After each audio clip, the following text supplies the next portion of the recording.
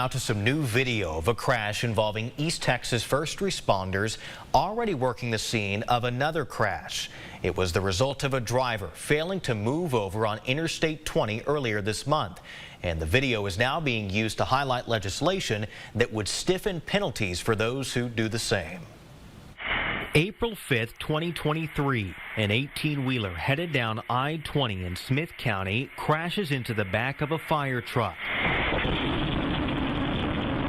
before coasting toward other emergency vehicles. We did have one of the firefighters that was in that engine. He was sitting in the driver's seat, as well as the DPS trooper was in the driver's seat of his vehicle. But thankfully, Smith County ESD2 Fire Chief Eric Greaser says all first responders were okay.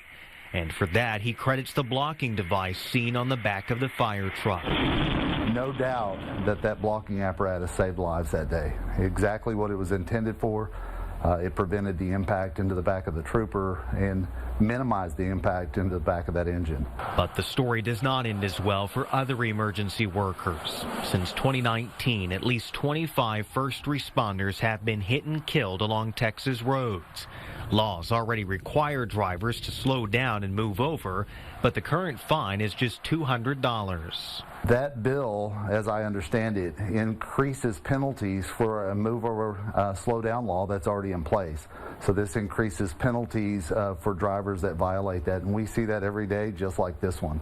He's talking about House Bill 898. If passed, it would increase the penalty for drivers who fail to move over and slow down from $200 to over $1,000, along with allowing the courts to possibly suspend the person's driver's license and clear the way for possible jail time. All fire units and DPS units are okay at this time. We're checking on the truck driver. An effort Smith County ESD2 fully supports, while asking lawmakers to do the same. I would ask them to help us serve our citizens and help us by increasing those penalties for those that choose that it's not important when they see emergency vehicles, lights active on the roadway, especially on our highways at highway speed. Help us by increasing those penalties and enforcement so that we can keep our first responders safe so that they can go home to their families.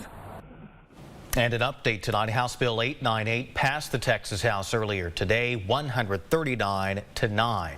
If also passed by the state Senate, the increased penalties would take effect beginning September 1st.